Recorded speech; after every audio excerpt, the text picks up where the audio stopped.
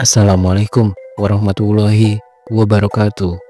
Ketemu lagi di channel ini yang sudah pasti kalian tunggu-tunggu, Opung SG Channel. Masih ingatkah kalian dengan Lydia Nur Said?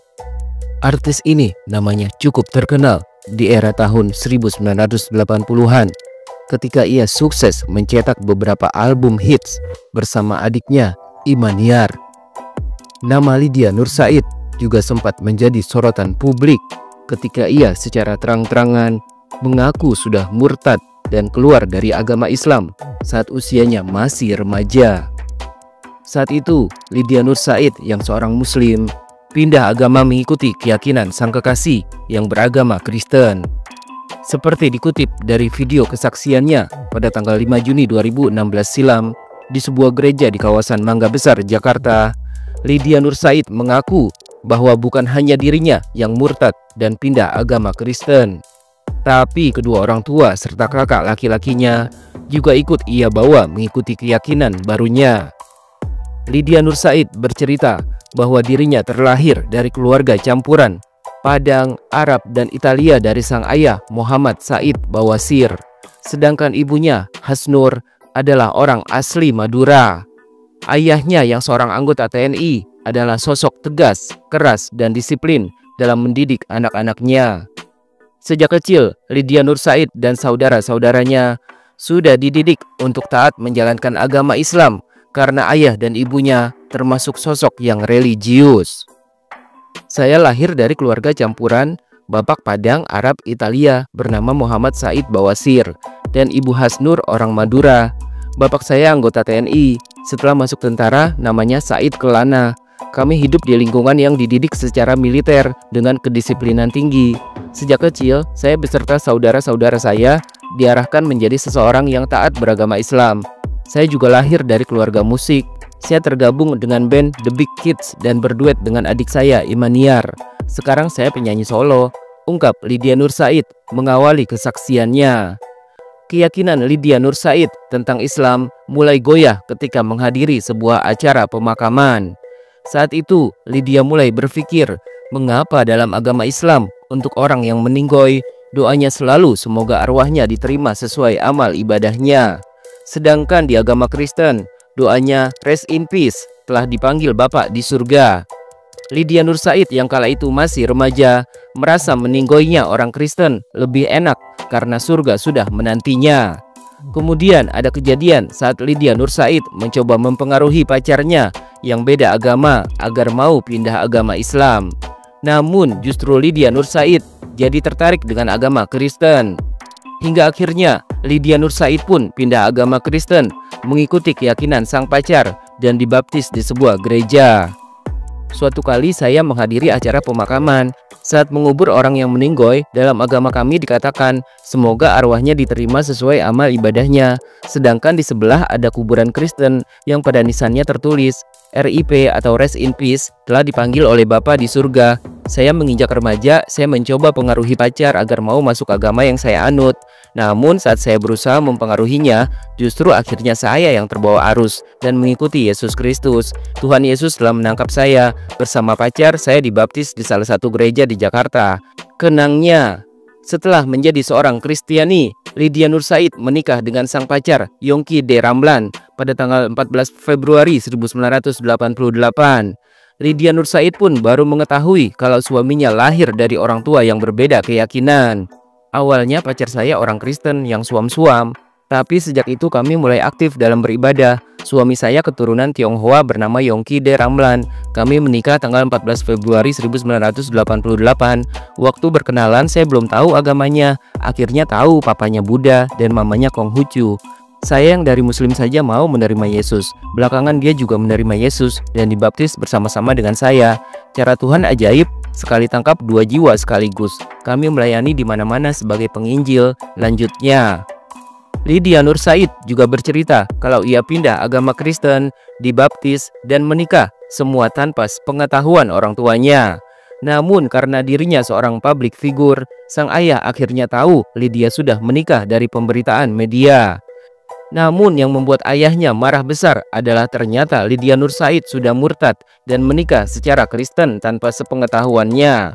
Sang ayah pun mencari dan membawa pulang Lydia tanpa suaminya, lalu memarahinya sampai menyebut sang putri murtad. Lydia mengaku dikurung hingga dipukuli oleh sang ayah. Apalagi mengingat ayahnya adalah seorang tentara. Ayahnya berteriak dan memanggil Lydia dengan sebutan murtadin karena sudah meninggalkan agama Islam.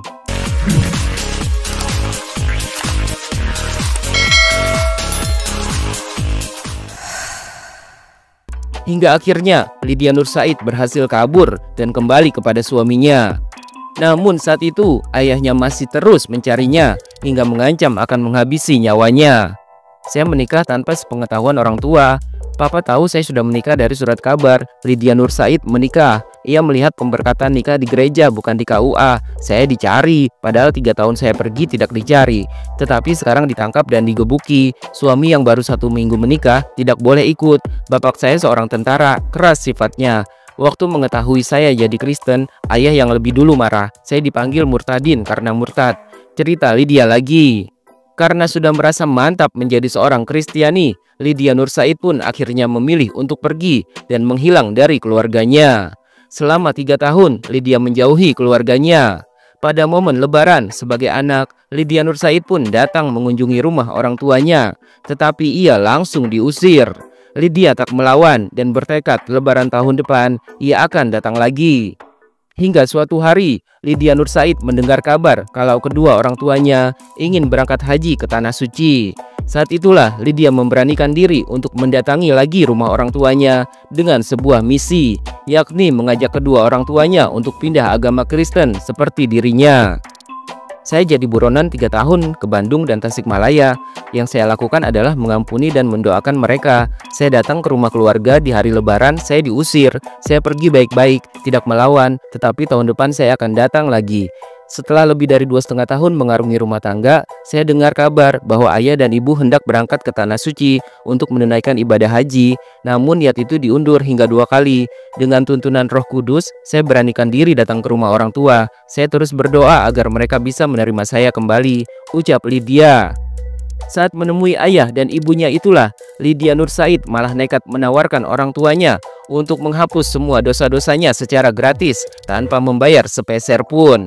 Saat itulah Lydia Nur Said membujuk ayah dan ibunya agar mau pindah agama Kristen.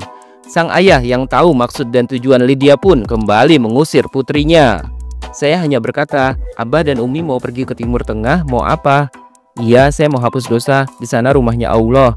Saya hanya berkata, Abah kalau mau hapus dosa bayarnya berapa? Dia bilang, 1 orang 25 juta rupiah, 2 orang dengan ibumu 50 juta rupiah. Abah mau tidak yang gratis? Saya tawarkan. Dia pikir mau dibayarin saya. Saya kenalkan nama Isa Al-Masih.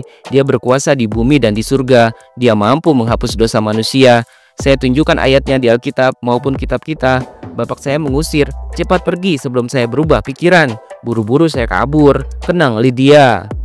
Namun ternyata 5 hari kemudian, Lydia Nur Said mengaku justru sang ayah yang mendatanginya dan akhirnya membenarkan perkataannya. Saat itu ayahnya mengatakan, jika memang Isa Al-Masih bisa menghapus semua dosa-dosanya, maka sang ayah bersedia masuk agama Kristen saat itu juga mengikuti Lydia. Tanpa berpikir lama, Lydia Nur Said pun langsung membawa ayahnya menemui pendeta untuk konseling. Akhirnya sang ayah pun ikut pindah agama Kristen dan sudah dibaptis. Rencana menunaikan ibadah haji pun dibatalkan. 5 hari kemudian bapak saya datang. Suasana mendekati Idul Adha. Ia bilang, yang kamu bilang betul. Ia berkata, Lydia, kalau memang Isa Al-Masih bisa menghapus dosa saya, hari ini juga saya mau menjadi Kristen. Saya tantang, bisa, kapan? Hari itu juga langsung saya ajak ke pendeta. Papa menerima konseling, semacam katekisasi. Akhirnya bapak mau menerima Tuhan Yesus Kristus sebagai Tuhan dan Juru Selamat dan dibaptis. Perjalanan ibadah pun dibatalkan. Urainya, Ibunda Lydia Nur Said akhirnya mengetahui kalau suaminya juga sudah pindah agama dan menjadi murtad seperti Lydia. Saat itu, sang ayah pun diusir oleh ibunda Lydia. Ayah Lydia Nur Said mengembuskan nafas terakhirnya setelah 2,5 tahun pindah agama Kristen. Meski sudah tahu kalau suaminya murtad, namun ibunda Lydia tetap tidak terima dan tetap melakukan pemakaman suaminya secara Islam. Meski demikian, Lydia Nur Said tetap menerima hal tersebut. Suatu hari, Lydia Nur Said mendapatkan telepon dari ibunya. Sang ibu mengatakan, ketika sedang sendirian, dirinya merasa selalu mendengarkan suara dan penampakan yang membuatnya jadi penasaran dengan Isa Al-Masih. Hingga akhirnya, Ibunda Lydia pun mantap pindah agama Kristen dan dibaptis pada tanggal 9 Juni 2012. Ibunda Lydia Nur Said ikut masuk agama Kristen ketika usianya sudah menginjak 76 tahun. Setelah bapak menjadi Kristen, ibu mengusirnya. Di Jakarta ada gereja Padang dan saya perkenalkan ke ibu saya. Setelah 23 tahun berdoa, barulah ibu saya dibaptis. Saat itu usianya sudah 76 tahun. Di Jakarta ada gereja Minang yang memakai bahasa Padang. Setelah usai ibadah, jemaat diajak nyanyi Kampuang nan jauh di Mato agar jemaat mengingat orang-orang yang belum percaya di kampung halaman. Paparnya, Lydia Nur Said mengaku merasakan adanya perubahan pada sosok ayah dan ibunya setelah menganut agama Kristen. Sang ibu mulai mengecat rambutnya dan sang ayah jadi lebih sering tertawa karena merasa tenang dosa-dosanya sudah diampuni dan surga sudah menunggunya. Setelah masuk Kristen, ibu saya sekarang mengecat rambutnya, bebas merdeka. Kalau dulu jadi haji, ia tidak boleh mengecat rambut karena tidak tembus air wudhu. Sedangkan bapak setelah masuk Kristen tertawa terus karena dosanya sudah diampuni. Abang saya yang paling besar, Idam, dari Muslim sudah jadi Kristen. Demikian pula dengan anak-anaknya. Keponakan saya sudah menerima Kristus dan dibaptis. Masih ada 4 saudara kandung saya yang belum menerima Yesus. Ini yang menjadi pokok doa saya. Pungkasnya,